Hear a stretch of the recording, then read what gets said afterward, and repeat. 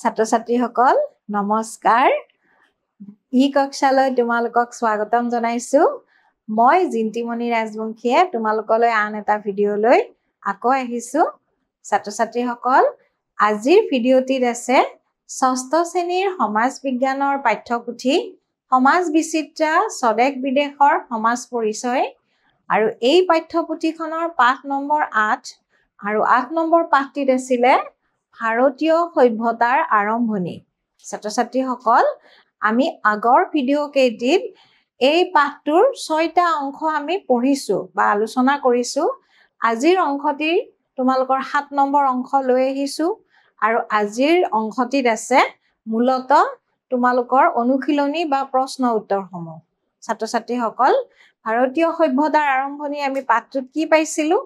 হৰপ্পা সভ্যতাৰ বিষয়ে পাইছিলো নৈপৰীয়া সভ্যতাৰ বিষয়ে পাইছিলো নহয়নে ছাত্ৰ-ছাত্ৰীসকল আজি আহাচোন আমি সেই পাঠটোৰ অনুশীলনীসমূহ আলোচনা কৰো ছাত্ৰ-ছাত্ৰীসকল অনুশীলনী 1 আৰু অনুশীলনী 1ৰ প্ৰথম প্ৰশ্নটো আছিলে সভ্যতা বুলিলে কি বুজা ছাত্ৰ-ছাত্ৰীসকল প্ৰথম প্ৰশ্ন দিছে সভ্যতা বুলিলে কি বুজা ইয়াৰ উত্তৰত আমি লিখিব লাগিব আদিম লোকসকলে খেতি কৰিবলৈ শিকাৰ পিছত খেতিত হোৱা অতিৰিক্ত উৎপাদনে ব্যৱসায় বাণিজ্যৰ বাট মুকলি কৰিছিল ইয়ে প্ৰথমে বজাৰ আৰু পাছলৈ নগৰ সৃষ্টিত সহায় কৰিছিল প্ৰথমে কি কৰিছিল ছাত্ৰ-ছাত্ৰীসকল তেওঁলোকৰ যে অতিৰিক্ত যে খাদ্য উৎপাদন হৈছিল সেই অতিৰিক্ত খাদ্যৰ কাৰণে প্ৰথমে তেওঁলোকৰ বজাৰ সৃষ্টি হৈছিল বা তেওঁলোকে বজাৰ সৃষ্টি কৰিছিল আৰু তাৰ পিছত কি হৈছিল নগৰ সৃষ্টি হৈছিল ফলস্বৰূপে কিছুমান সুবিধাজনক ঠাই আৰু তাৰ সমাজ বা আন ঠাই বা সমাজতকৈ বেছি আগবাঢ়িছিল ফলত যিবোৰ অঞ্চলত বজাৰ বা নগৰ সৃষ্টি হৈছিল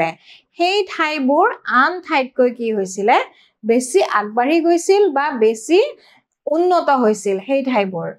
আন ঠাইবোৰ সেই ঠাইখনতকৈ বেছি আগবাঢ়িছিল এনে ধৰণে বেছিকৈ বিকাশ লাভ কৰা ঠাইক কেন্দ্ৰ কৰি মানুহৰ চিন্তা চৰ্চা আৰু জীৱন প্ৰণালীয়ে নতুন গতি লাভ কৰিছিল এই যে বিকাশ লাভ কৰিছিল বিকাশ লাভ কৰা ঠাইবোৰক কেন্দ্ৰ কৰি কি হৈছিল মানুহৰ চিন্তা চৰ্চাৰো পৰিৱৰ্তন হৈছিল আৰু তেওঁলোকৰ জীৱন প্ৰণালীয়েও কি কৰিছিল নতুন গতি লাভ কৰিছিল মানে জীৱন প্ৰণালীয়ে কি হৈছিল তেওঁলোকে উন্নত জীৱন প্ৰণালী অৱলম্বন কৰিছিল তাৰ উপৰি তেওঁলোকৰ সমাজখনো কি হৈছিল আগুৱাই গৈছিল এই গতিয়ে তাৰ লগত জড়িত ঠাই আৰু সমাজখনক তুলনামূলকভাৱে উন্নত কৰিছিল ছাত্ৰ-ছাত্ৰীসকল এই যে বজাৰ বা নগৰ সৃষ্টি হোৱা ঠাইখন আন সমাজতকৈ আগবাঢ়িছিল আৰু আগবঢ়া সমাজখনৰ জীৱন প্ৰণালীও উন্নত হৈছিল আৰু তুলনামূলকভাৱে অন্য ঠাইতকৈ তেওঁলোক কিছু আগবাঢ়ি গৈছিল এনে উন্নত ৰূপকে সেই ঠাইখনত গঢ় লোৱা সভ্যতা বুলি ক'ব পাৰি ছাত্ৰ-ছাত্ৰীসকল এই যে উন্নত ৰূপটো যে হৈছিল আৰু সেই উন্নত ৰূপটোকে সেই ঠাইত গঢ় লৈ উঠা সভ্যতা বুলি আমি ক'ব পাৰো ছাত্ৰ-ছাত্ৰীসকল তাৰ পিছত আমাক আন এটি প্ৰশ্ন সুধিছে আৰু প্ৰশ্নটি হৈছে সভ্যতাৰ বৈশিষ্ট্যসমূহ উল্লেখ কৰা সভ্যতানো কিয় হৈছিল বা কোনবোৰ ঠাইত সভ্যতাৰ গঢ় লৈ উঠিছিল সেই ঠাইবোৰৰ নিশ্চয় কিবা বৈশিষ্ট্য আছিল আৰু ছাত্ৰ-ছাত্ৰীসকল উত্তৰটো আছে এনেকুৱা যে প্ৰাচীন সভ্যতাবোৰৰ বিকাশৰ ক্ষেত্ৰত কিছুমান নিৰ্দিষ্ট বৈশিষ্ট্য থকা দেখা যায় প্ৰাচীন যিবোৰ সভ্যতা উন্নত হৈছিল বা প্ৰাচীন সভ্যতাবোৰ যে গঢ় লৈ উঠিছিল সেই সভ্যতাবোৰ বিকাশৰ ক্ষেত্ৰত কিছুমান বৈশিষ্ট্য দেখা গৈছিল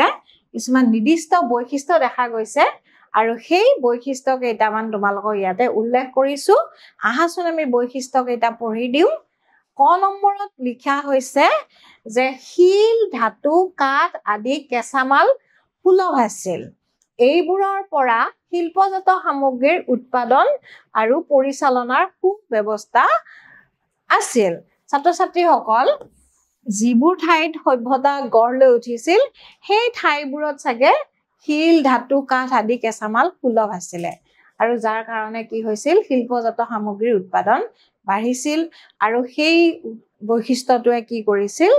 সভ্যতাৰ বিকাশ হোৱাত সহায় কৰিছিল আছে দাঁতি কাষৰীয়া অঞ্চলবোৰৰ মাজত অৰ্থনৈতিক সম্পৰ্ক আছিল ছাত্ৰ ছাত্ৰীসকল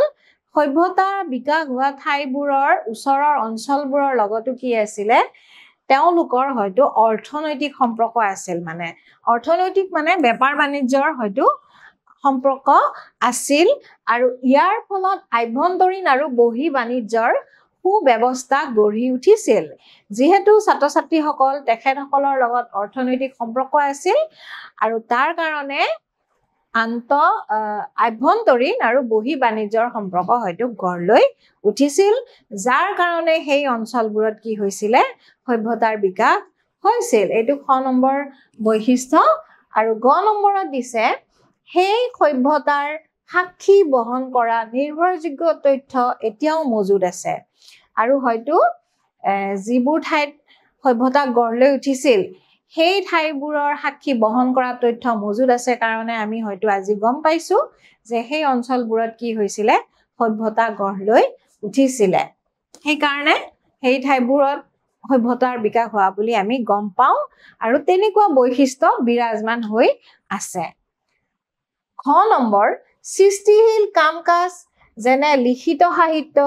ফলক শিলালিপি আদিৰ দ্বাৰা সেই সময়ৰ জীৱনৰ প্ৰতিফলন দেখা যায় আৰু কিছুমান সৃষ্টিশীল কাম কাজ যেনে সেই সময়ৰ কিছুমান লিখিত সাহিত্য ফলক শিলালিপি আদিৰ দ্বাৰা আমি সেই সময়ৰ মানুহৰ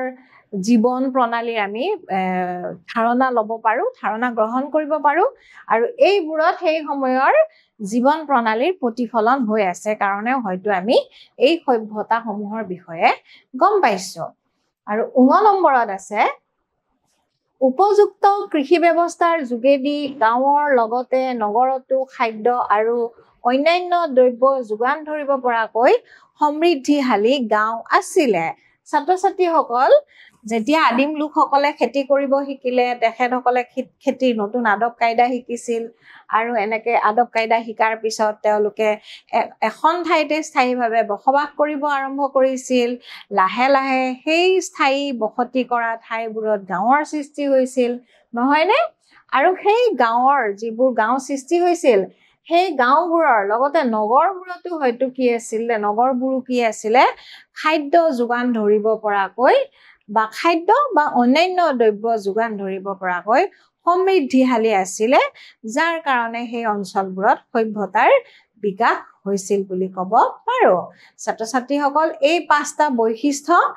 তোমালোকে মনত ৰাখিবা এই পাঁচটা বৈশিষ্ট্যৰ কাৰণে বিভিন্ন ঠাইত সভ্যতাৰ বিকাশ হোৱা বুলি আমি ক'ব পাৰোঁ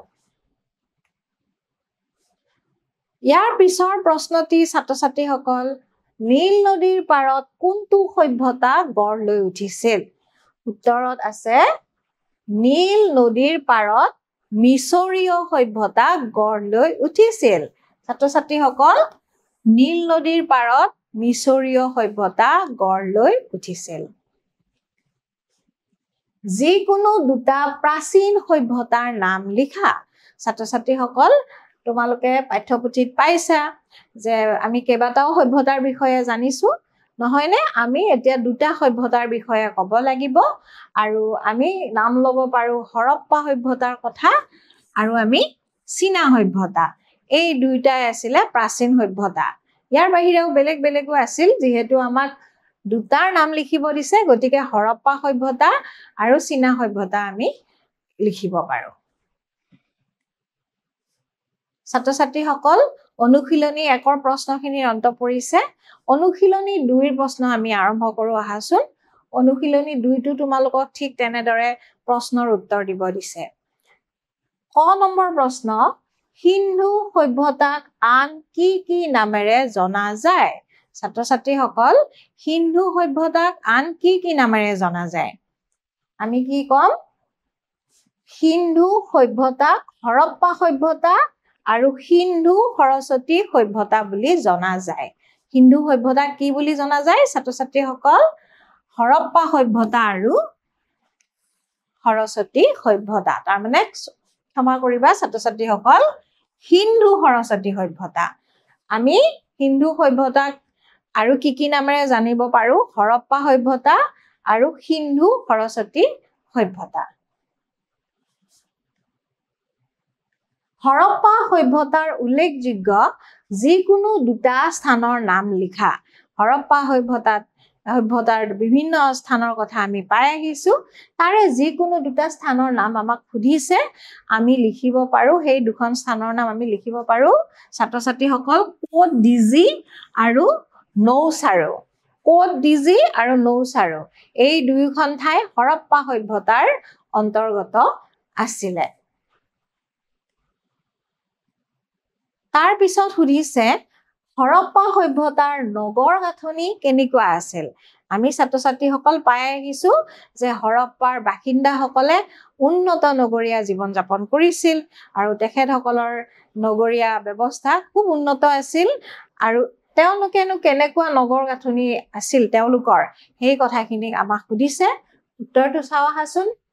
হৰপ্পা সভ্যতাৰ নগৰবোৰ দুৰ্গ আৰু নামনি চহৰ এই দুই ভাগত ভাগ কৰা হৈছিলে ছাত্ৰ ছাত্ৰীসকল দুৰ্গ আৰু নামনি দুটা ভাগত ভাগ কৰিছিল হৰপ্পাৰ নগৰ চহৰসমূহক আৰু দুৰ্গ হ'ল চহৰৰ ওখ অংশটোক ছাত্ৰ ছাত্ৰীসকল দুৰ্গ বোলা হৈছিলে আৰু তাত তেওঁলোকৰ কি আছিলে ৰাজহুৱা কিছুমান গৃহ আছিলে ৰাজহুৱা গৃহ যেনে শস্যৰ ভঁৰাল ৰাজহুৱা স্নানাগাৰ সভাগৃহ আদি আছিল এই যে ৰাজহুৱা গৃহবোৰ কি আছিলে ছাত্ৰ ছাত্ৰীসকল শস্যৰ ভঁৰাল আছিলে ৰাজহুৱা স্নানাগাৰ মানে গা ধোৱা ঘৰ আছিলে সভাগৃহ আছিলে ছাত্ৰ ছাত্ৰীসকল এইবোৰ ক'ত আছিলে দুৰ্গ অঞ্চলত আছিলে মানে তেওঁলোকে দুটা ভাগত ভগাইছিল এটা দুৰ্গ আৰু আনটো নামনি চহৰ দুৰ্গ অংশত আছিলে শস্যৰ ভঁৰাল ৰাজহুৱা স্নানাগাৰ সভাগৃহ এই অঞ্চলত শাসক শ্ৰেণীৰ লোকসকলে বাস কৰিছিল ছাত্ৰ ছাত্ৰীসকল দুৰ্গ অঞ্চলত কোন বাস কৰিছিল শাসক শ্ৰেণীৰ লোকসকলে যিসকলে শাসন কৰিছিল তেখেতসকলে দুৰ্গ অঞ্চলত বাস কৰিছিল আৰু নামনি চহৰত সাধাৰণ প্ৰজাসকলে বাস কৰিছিল ছাত্ৰ ছাত্ৰীসকল নামনি চহৰত কোন বাস কৰিছিল সাধাৰণ প্ৰজাসকল তাৰ মানে আমি কি বুজিলো যে হৰপ্পাৰ নগৰ চহৰসমূহ দুটা ভাগত ভগাইছিলে চহৰ নগৰ অঞ্চলসমূহ দুৰ্গ আৰু নামনি দুৰ্গ অঞ্চলত শাসকসকলে বাস কৰিছিল আৰু সেই অঞ্চলবোৰত কিছুমান ৰাজহুৱা গৃহ আছিল যেনে শস্যৰ ভঁৰাল ৰাজহুৱা স্নানাগাৰ সভাগৃহ আদি আছিল আৰু নামনি অঞ্চলত বাস কৰিছিল সাধাৰণ প্ৰজাসকলে আমাৰ এই ভিডিঅ'টিৰ ইমানতে অন্ত পৰিছে ৭ নম্বৰ অংশটি আৰু আমি পুনৰ আন এটি ভিডিঅ'লৈ মই তোমালোকৰ মাজলৈ আকৌ আহিম আজিলৈ এৰিছো ধন্যবাদ